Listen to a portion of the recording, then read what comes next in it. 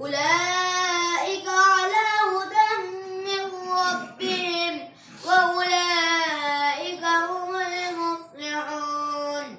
إن الذين كفروا سواء عليهم أنذرتهم أم لم تنذرهم لا يؤمنون. صدق